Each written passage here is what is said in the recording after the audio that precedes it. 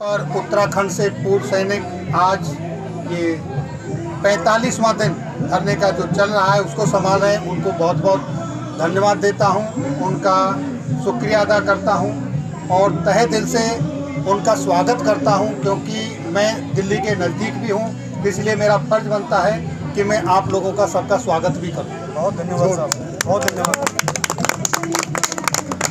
दूसरा, जैसा कि आप सभी जानते हैं, 3 तारीख को जो नेशनल लेवल पर, ऑल इंडिया लेवल पर एक कॉल की गई थी कि सारे पूर्व सैनिक अपने अपने घरों से निकलें और अपने अपने डिस्ट्रिक्ट मजिस्ट्रेट को जितनी भी विसंगतियां हैं वो आरोपी से रिलेटेड, वो आरोपी तो कहने के लिए अगर मैं कहूं तो एक बहाना है, बाकी विसंगतियों का तो अंबार है, जो मैं आपको कुछ संक्षिप्त में आज बताऊंगा। लेकिन हद जब हो गई, जब सर से ऊपर पानी चला जाता है तभी आदमी बाहर निकल के आता है। इस आरोपी 2 जो आई तो इसने हद कर दी, हद पार कर दी। और कल का जो आयोजन रहा, जिस तरीके से जन सैलाब उमड़ा, जिस तरीके से लोग अनुशासित तरीके से अपने घरों से निकले, डीएम कार्यालयों पर गए और वहां पर क्या नज़ारा था देखने लायक। ऐसी रैली तो प्रधानमंत्री जी के जो चुनावी इलेक्शन होता है उसमें भी नहीं होती। आपने देखा होगा, आप भी जानते हो, देखा क्या होगा। भारत माता की जय, भारत माता की जय।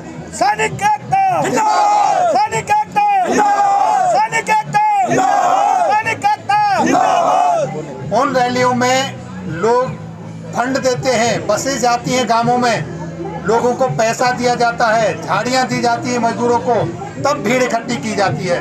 लेकिन 3 तारीख को जो भीड़ आई, सॉरी मैं अपने शब्द वापस लेता हूँ, वो भीड़ नहीं थी, वो अनुशासित सैनिक थे, वो सीनियर सिटीजन थे, वो हमारे वीर सपूत थे जिन्होंने अपनी पूरी जवानी देश को समर्पित की।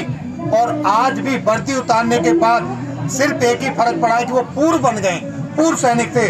उन्होंने जिस अनुशासन के साथ उस आंदोलन को, उस मार्च को, उस रैली को, जो भी आप नाम दें, किस तरीके से किया आप जानते हैं। ऐसा सैलाब सड़कों पर जब चलता है तो अर्थव्यवस्था, जन व्यवस्था सब फेल हो जाती है। लेकिन ना तो कहीं यातायात में कोई बाधा आई, ना ही कहीं किसी आम जनता को कोई तकलीफ हुई, और बड़े शालीनता के साथ उन्होंने अपना रोष प्रकट किया, अपना ज्ञापन दिया। कहीं कहीं पर माननीय जिलाधिकारी महोदय निकलने के ज्ञापन लेने के लिए ऑफिसों से नहीं निकले तो उनको मजबूर होके बाहर निकलना पड़ा। वो भी किस तरीके से शालीनता से उनके ऑफिस में जाने के बाद हमारे सीनियर लोग उनको बाहर लेकर आए और उन्होंने आकर ज्ञापन लिया। ये आप लोगों ने सोशल मीडिया पर देखा होगा। बिल्कुल साहब। दूसरा, आपने देखा होगा कि इतने दिन होने के बावजूद भी हमारे जो मीडिया बंधु यहाँ पर हैं, बार बार हमसे पूछते हैं कि आपको नेशनल मीडिया कवर नहीं कर रही, आप क्या है, कोई ब्रेकिंग न्यूज नहीं। कल अपने आप ब्रेकिंग न्यूज बनी। सारा मीडिया, चाहे वो इलेक्ट्रॉनिक हो चाहे वो प्रिंट मीडिया हो, स्वतः निकल के आया और आपको कवरेज दिया। ये है आपकी एकता, आपके अनुशासन का परिणाम। अब मैं आपको बताता हूँ कुछ फैक्ट, जो कि शायद अब 45-46 दिन हो गए इस धरने को, आप सबको पता चल चुका होगा, लेकिन फिर भी कुछ फैक्ट ऐसे हैं जो शायद आपको ना पता हो, तो मैं आज आपके माध्यम से वो सब आपके सामने लाना चाहता हूँ। जैसा कि आप सभी जानते हैं, वो आरोपी का जो मुद्दा है, इसकी विसंगतियाँ सामने उठी हैं, लेकिन अब मैं आपके सामने कुछ फिगर लेके आया हूँ। आज देखिए, एक ये फिगर है। मैं ये जो मीडिया बंधु वाले उनसे रिक्वेस्ट करूंगा इसका थोड़ा क्लोज बोलें। आप इसमें देखेंगे कि ये 7वें पे कमीशन की रिपोर्ट है। इस रिपोर्ट के मुताबिक 2007 और 8 में डिसेबिलिटी का आंकड़ा दिया है। उस डिसेबिलिटी के आंकड़े में बताया गया है कि 2007 और 8 में हमारे जेसीओ और जवान कितने % डिसेबिलिटी के साथ पेंशन जाते थे, तो वो आप देखेंगे 18.9%। और उस समय पर अधिकारी लोग जो जाते थे वो जाते थे 13.6%। ये 2006 और 7 की रिपोर्ट है। जब 7वां पे कमीशन रिपोर्ट तैयार कर रहा था तो उसने ये आंकड़े संग्रह किए हैं और ये रिपोर्ट 7वें वेतन आयोग की जो सिफारिश है उसमें सामने निकल कर आई। और उसके बाद हिंदुस्तान के अंदर सुविधाएं बढ़ी, यातायात अच्छा हुआ। अधिकारी लोग तो श्रीनगर जम्मू कहीं से भी हो बाई एयर आते हैं, जवानों को ही कानवाई के थ्रू आना जाना होता है। अच्छी सुविधाएं बढ़ने के बावजूद जवानों का जो डिसेबिलिटी रेशियो है वो घट गया और अधिकारियों का डिसेबिलिटी रेशियो कहां पर पहुंच गया। अगर आपने नहीं सुना और आज सुनेंगे तो शायद आप बोलेंगे कि ये ऐसी हमारे धन की जो लूट हो रही है वो किस तरीके से हो रही है। 36 से 40%, 36 से 40% अधिकारी डिसेबिलिटी पेंशन ले रहा है। ये कैग की रिपोर्ट है, controller and auditor general of India, Bharat सरकार उनकी तरफ से ये रिपोर्ट आई है। और पिछले सोमवार को पार्लियामेंट में ये टेबल पर रखी जा चुकी है ये रिपोर्ट। ये रिपोर्ट मैं कोई आंकड़े अपनी जेब से नहीं बता रहा हूँ। और दूसरी बात, हद तो जब हो गई जब इसमें मेडिकल ऑफिसर्स की रिपोर्ट आई जो कि 44 से 58% डिसेबिलिटी के साथ डिस्चार्ज हो रहे हैं। Shame, very Shem.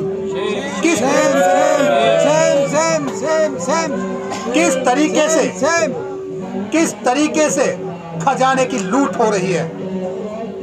क्या इस पर कोई कमेटी नहीं बैठनी चाहिए? क्या इस पर जांच नहीं होनी चाहिए? बिल्कुल जांच होनी चाहिए। इतनी सुविधाएं सब कुछ होने के बावजूद भी कैसे ये लोग इतने डिसेबल्ड हो रहे हैं। और देखिए यहाँ जब आप देखेंगे तो आपको शायद यकीन भी नहीं होगा क्या ऐसा भी हो सकता है। ये भी 7वें वेतन आयोग की ही एक रिपोर्ट है। इस रिपोर्ट में आप देखेंगे कि 2006 में, प्लीज इसको थोड़ा सा क्लोज करें, यहाँ नीचे लेफ्टिनेंट जनरल, लेफ्टिनेंट और मेजर जनरल, जो कि 2006 और 7 में 0% डिसेबिलिटी, किसी को कोई डिसेबिलिटी नहीं। और अब ये डिसेबिलिटी पहुंच गई 36 से 40%।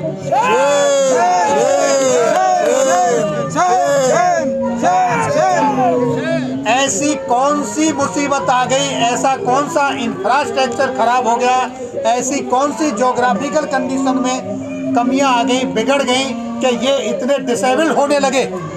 और इसी रिपोर्ट के अंदर एक और रैंक है हमारे सीनियर वीआईपी कर्नल साहब, जो 3.3% डिस्चार्ज आते थे डिसेबिलिटी के साथ, 44% तक सीओ का पद गया। आगे प्रमोशन नहीं मिला तो एक ही साधन है कि भाई अब डिसेबिलिटी ले लो, अब बीमार हो जाओ। और इतना ही नहीं, डिसेबिलिटी पेंशन मिली यहाँ तक भी सब सही है। इसके आगे, इसके पीछे आपको पता है जो भी डिसेबिलिटी के साथ पेंशन जाता है उसको इनकम टैक्स भी नहीं देना पड़ता। तो किस तरीके से भारतीय खजाने की, आप लोगों के टैक्स के पैसे की मिल बांट के लूट हो रही है। क्या सरकार अंधी है? क्या सरकार को नजर नहीं आता? ये सोचने वाली बात है।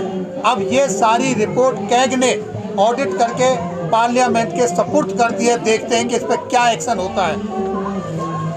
अभी देखिए अगली एक और जानकारी आपके साथ, वो भी 7वें वेतन आयोग की। जेसीओ और जवानों को डिसेबिलिटी पेंशन का स्लैब रखा गया था 12,000 रुपये और जेसीओ साहब के लिए डिसेबिलिटी स्लैब रखा गया था 17,000 रुपये।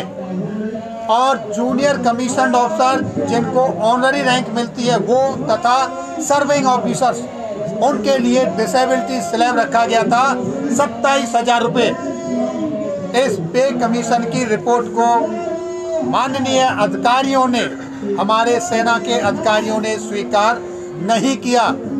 और हुआ क्या कि ये बेसिक पे के 30%, 100% डिसेबिलिटी की पेंशन का प्रावधान रखा। ऐसा होने के बाद जो हमारे एनसीओ जवान हवलदार रैंक तक थे, जो 12,000 जिनके लिए स्लैब रखा गया था, उसको घटाकर वो ऑटोमेटिक बेसिक पे के हिसाब से घटकर 8 और 7,000 पर आ गया। और जो जेसीओ साहब का था वो घटकर आ गया 12-11,000 पर। और अधिकारियों का बढ़कर पहुंच गया 55 और 60 हजार पर। यह है ताज्जुब की बात। शर्म करो, शर्म करो, शर्म करो, शर्म करो, अधिकारियों शर्म करो, शर्म करो। आगे देखिए, अगली एक नॉर्मल एक चीज बताता हूँ। सर्विस पेंशन, जवान जब रिटायर्ड होता है तो वो लास्ट रैंक होती है TS नायक, और जब अधिकारी, आजकल कोई कैप्टन या मेजर में रिटायर्ड नहीं होता है, TS लेफ्टिनेंट कर्नल में रिटायर्ड होता है, नहीं तो सारे कर्नल प्रमोट हो जाते हैं। उनकी सर्विस पेंशन जो नायक साहब की है, TS नायक जवान की 4046 रुपये, और जो अधिकारी की है 14,600 रुपये। और ये जो रिपोर्ट है ये 6 यानी 2006 की है। और अब जो 20 जनवरी 2023 को सर्कुलर नंबर 666 आया है, उसके मुताबिक अधिकारी की बढ़ के 553% बढ़ी और वो हो गई 95,400 रुपये, और जवान की 397% बढ़ी और वो मात्र 20,107 रुपये पर रह गई। ये देखिए, ये है शर्म करो, शर्म करो, बढ़ने का रेशियो। शर्म करो ऑफिसर, शर्म करो, शर्म करो, शर्म करो ऑफिसर, शर्म करो। अब देखिए दोस्तों, विधवा पेंशन जो कि जवान को मिलती थी 3500 रुपये, 2006 की बात बता रहा हूँ, और अधिकारी को मिलती थी 5880 रुपये, यानी कि ये हम सबसे नीचे रैंक की बात कर रहे हैं। और ये बढ़कर अधिकारी की हो गई 57,240 रुपये, यानी कि 873% की इसमें वृद्धि हुई, 873%। और जवान की जो 3500 से बढ़कर हुई 12,065 रुपये, जहाँ मात्र 245% की वृद्धि हुई। इस तरीके से जो अंतर आ गया, जो 2006 में 2380 रुपये का अंतर था दोनों की पेंशन में, अब वो बढ़कर हो गया है 45,175 रुपये। क्या वो विधवा का गुजारा हो सकता है उस वीर नारी का? ये है देखो विसंगतियाँ, इस तरीके से विसंगतियाँ हुई हैं। डिसेबिलिटी में जैसा कि सबको बताया गया, अगर एक जवान का हाथ कट जाता है और एक अफसर का हाथ कट जाता है, तो ऐसी कौन सी उस अफसर के हाथ में विशेषता है कि उसको 2000 तक की बढ़ोतरी मिल जाती है % की, और ऐसी क्या कमजोरी है उस जवान के हाथ में कि उसको नजरअंदाज कर दिया जाता है? तनख्वाह है आपकी योग्यता के अनुसार है, आपने कमीशन लिया है, आप पढ़े हैं, आप जिम्मेदार हैं, उसके हिसाब से आपको पेंशन मिलती है, आपको सुविधाएं मिलती हैं। लीजिए, जवान हैं, कम पढ़े लिखे हैं, रिक्रूटमेंट हुआ है, उनकी योग्यता के अनुसार उनकी जो पेंशन बनती है, तनख्वाह सैलरी बनती है, वो लेते हैं। वहाँ आपसे हमारी कोई बराबरी नहीं। यहाँ पर ये जो विसंगतियाँ हैं, जो जोखिम हैं, जो डिसेबिलिटी हैं, ये सारी एक समान होनी चाहिए। यही हमारा अनुरोध है माननीय प्रधानमंत्री जी से, यही हमारा अनुरोध है महामहिम राष्ट्रपति जी से, माननीय रक्षा मंत्री जी से, हमारे सीनियर तीनों सेनाओं के जो आज एक चीफ हैं CDS जी से, और तीनों सेना प्रमुखों से, कि इन सब चीज़ पर विचार करें, इसको मुद्दे को उठाएं। अभी आपके सामने एक और OPG विसंगतियां दूर करो, दूर करो, OPG विसंगतियां दूर करो, दूर करो, OPG विसंगतियां दूर करो, दूर करो। सैनिक एकता, सैनिक एकता, सैनिक एकता। भारत माता की, भारत माता की, भारत माता की। आगे देखिए, 31 मार्च को जनरल सतवीर सिंह साहब ने इंडियन एक्स सर्विस मूवमेंट की तरफ से एक माननीय प्रधानमंत्री जी को लेटर लिखा है। इस लेटर में एक बात है जिसको मैं कहता हूँ आपके सामने, कि उन्होंने माननीय प्रधानमंत्री जी को लिखित में ये दे दिया है कि JCO जवान के साथ विसंगतियाँ हुई हैं, उन पर सुधार होना चाहिए। लेकिन ध्यान देने वाली बात है, उन्होंने MSP का मुद्दा उठाया है, कहीं पर यह नहीं बोला कि समानता हो। ये तो कहा है कि MSP मिनिमम 15,000 हो। सॉरी, मैं डिसेबिलिटी की बात कर रहा हूँ। डिसेबिलिटी मिनिमम 17-15 हज़ार हो, लेकिन ये नहीं कहा कि सबकी एक जैसी हो। अधिकारी की जो 30% पेंशन के हिसाब से बनती है वो वहीं रहे। दूसरा, एमएसपी का मुद्दा उठाया है कि एमएसपी में जवानों की बढ़नी चाहिए एमएसपी, लेकिन ये कहीं नहीं कहा कि एक समान हो। ये कहीं नहीं कहा कि जवानों को, जेसीएस को सबसे ज़्यादा जोखिम होता है उसकी एमएसपी ज़्यादा हो। जब आपकी योग्यता के अनुसार, आपकी क्वालिफिकेशन के अनुसार, आपकी बेसिक पे, आपके एकोमोडेशन, आपकी अदर फैसिलिटियाँ आपको ज़्यादा मिलती हैं, तो जोखिम के हिसाब से जवान को, जेसीओ को जो रिस्क अलाउंस है वो ज़्यादा मिलना चाहिए। ये मुद्दा नहीं उठाया। मतलब इस तरीके से गोल मोल अंदर उसमें खिचड़ी पकाई है कि किसी तरीके से हम अलग थलग ना पड़ जाएं और जवान हमारे साथ जुड़ जाए। आपकी लेकिन मैं बीच में थोड़ा सा करेक्शन करना चाहूँगा।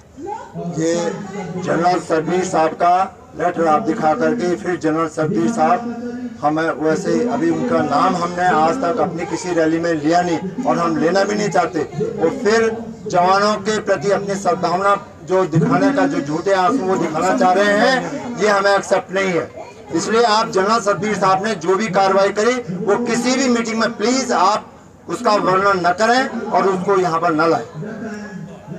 सर, मैं आपकी बातों का सम्मान करता हूं, आपका सुझाव बहुत माननीय है, लेकिन मैं यहाँ ये स्पष्ट इसलिए करना चाहता हूं कि अभी तक जो 25 लाख हमारे पूर्व सैनिक हैं, अभी तक उन लोगों तक हमारी पूरी आवाज़ पहुंची नहीं है।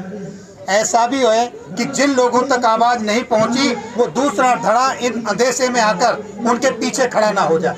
इसलिए इस चीज़ को मैं उजागर करना चाहता हूं कि उन्होंने इसमें कोई खड़ा ना हो, ये बोलिए। हाँ, इसीलिए मैं ये उजागर करना चाहता हूँ कि अंधेसे में आकर, इन झूठे आश्वासनों पर आकर कहीं गलती से आप अपने लक्ष्य से ना भटक जाएं और उस दूसरे थड़े में ना चले जाएं। मेरे कहने का मतलब सिर्फ ये है, ये नहीं है कि मैं उनके किसी भी कार्य को प्रोत्साहित कर रहा हूँ या उनका प्रचार कर रहा हूँ, बिल्कुल भी नहीं। मेरा सिर्फ ये है कि उन्होंने किस तरीके से, जिस तरीके से आज तक हमारे भोले जवानों को रेवाड़ी की रैली में यही लोग खड़े थे, जिन लोगों के संख्या बल पर वो सारा माल लूट के ले गए, उसी तरीके से फिर से इन भोले जवानों को इस तरह के प्रलोभन के लेटर देकर, इस तरह की गतिविधि करके कहीं फिर से कोई हमारे बीच में दरार पैदा ना कर दें और कहीं कुछ गलत मैसेज ना चला जाए। इसलिए मैं ये लेटर का यहाँ पर जिक्र किया है और उसकी सच्चाई सबके सामने लाया हूँ।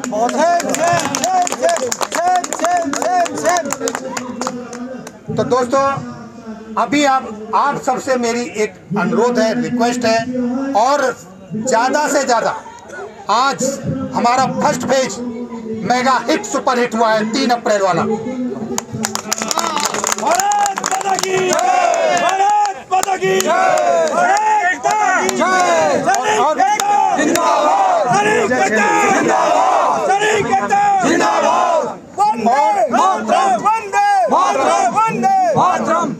और अब शुरू होता है हमारा सेकंड फेज, और सेकंड फेज के लिए जितने भी हमारे संगठन हैं ऑल ओवर इंडिया में, और जितने भी हमारे पूर्व सैनिक देश विदेशों में रहते हैं, जेसीओ जवान, मैं उन सब से अनुरोध करता हूं, आपका अपना संगठन अपनी जगह पर है, आप अपने संगठन से अपना एक समझदार, जिसको आप सबसे रेस्पॉन्सिबल समझते हैं, 9 तारीख को दिल्ली भेजें, जहां पर एक छतरी, एक अम्ब्रेला, एक विचार, एक साथ मिलके इस लड़ाई को लड़ा जाए। 9 तारीख को, जिसका सर उसका पंडित दीनदयाल एनडी तिवारी भवन के अंदर जिसका मीटिंग होने वाली है 10 बजे से 2 बजे के बीच में, वहां पर अगले सेकंड फेज की रूपरेखा तैयार होगी। 9 अप्रैल को वहां पर रूपरेखा तैयार होगी। दोस्तों, कई बार ऐसा होता है, बोलते हैं रैंक के हिसाब से चीजें दी जाती हैं, रैंक के हिसाब से। एमएसपी की जो बात है, एमएसपी जब रैंक के हिसाब से दी जाती है और ये जोखिम बनता है, तो chief of army staff, vice of chief of army staff को क्यों नहीं दी जाती? ये रैंक के हिसाब से नहीं है, बिल्कुल सही है साहब, ये जोखिम के हिसाब से है, ये जोखिम के हिसाब से है। जिसको जितना जोखिम ज्यादा उसको उतना भत्ता ज्यादा। राइट लाइन वॉरियर का ज्यादा होना चाहिए, लेकिन उल्टा हुआ है। ये सारी विसंगतियां हैं। इन सब विसंगतियों को लेकर ये धरना चल रहा है और जब तक ये विसंगतियां दूर नहीं होंगी ये जारी रहेगा। मैं आप मीडिया बंधुओं का और मेरे जितने भी पूर्व सैनिक इसमें सक्रिय रूप से एक्टिव हैं, और हाँ, मैं एक अनुरोध और करता हूं सभी से, जो घर से नहीं चल सकते वो सोशल मीडिया पर एक्टिव हो जाएं। जो ड्यूटी नहीं छोड़ सकते वो भी सोशल मीडिया पर एक्टिव हों। जो फिजिकल रूप से आ सकते हैं, सामाजिक रूप से सहयोग कर सकते हैं, वो सामाजिक रूप से करें। जो इंटेलेक्चुअल रूप से कर सकते हैं वो इंटेलेक्चुअल रूप से सपोर्ट करें। जो आर्थिक रूप से सहयोग कर सकते हैं, अभी तक इस मंच की तरफ से इस धरने के लिए कभी किसी से कोई आर्थिक सहायता नहीं मांगी गई है, लेकिन ये लड़ाई आगे जारी रहेगी। 9 तारीख के बाद हो सकता है जरूरत तो पड़ेगी, धन के बिना कुछ काम नहीं होता है, लेकिन अभी मैं इसके बारे में कुछ भी नहीं कहूँगा क्योंकि वो वहाँ डिसाइड होगा। जैसा भी आदेश वहाँ से होगा, जो सर्वसम्मति से जो चीज़ें निकल के आएंगी तब बताई जाएंगी। लेकिन फिर भी आपको पता है, आप आए हो, किराया लगा है, चाय पानी होती है, खर्चा तो होता ही है, ठीक है, उसको उसके बारे में बताया जाएगा। मेरी सभी से ये अनुरोध है कि अभी तक जो लोग नहीं जगे हैं, जिनको अभी पता नहीं चला है, बहुत सारे लोग ऐसे हैं जिनको अभी तक वाकई में नहीं पता है, क्योंकि वो अपनी रोजी रोटी में लगे हुए हैं। लेकिन जो यहाँ पर आए हुए हैं ये वो लोग हैं कि जो कुछ कर गुजरने को तैयार हैं। ये वो लोग हैं जो ये कभी नहीं चाहते कि भगत सिंह पड़ोसी के घर में पैदा हो। ये वो लोग हैं कि मैं ही भगत सिंह हूँ और भगत सिंह। भारत माता की, भारत माता की, भारत माता की। आपको उन लोगों को भी जगाना है जिनकी ये सोच है कि भगत सिंह तो पैदा हो लेकिन पड़ोसी के घर में, उनको भी जगाना है, उन भाइयों को भी साथ लाना है। और आप रेवाड़ी में आपने देखा, वो तो वो एक नमूना था। 3 तारीख को आपने रेवाड़ी जैसे नमूने तो जिले जिले में दे दिए, और अगर जरूरत पड़ी एक जगह पर तो जनता का ही तो राज होता है और जनता के द्वारा होता है और जनता के लिए होता है, और आप ही तो जनता हैं। बिल्कुल बिल्कुल। तो फिर अगर आप ही की नहीं सुनी जाएगी तो फिर किसकी सुनी जाएगी? लेकिन सुनी तभी जाएगी जब आप इसी तरीके से खड़े रहेंगे, इसी जल बल के साथ रहेंगे, तभी आपकी सुनी जाएगी। और कोई वजह नहीं है कि आपकी मांगों को ना सुना जाए और पूरी ना हो। ऐसे ही खड़े रहेंगे, ऐसे ही खड़े रहेंगे। पूर्ण सेनानी एकता जिंदाबाद, जिंदाबाद एकता जिंदाबाद, जिंदाबाद एकता जिंदाबाद, जिंदाबाद। इसी के साथ भारत माता की, भारत माता की, भारत माता की। सैनिक एकता, सैनिक एकता, सैनिक एकता, वंदे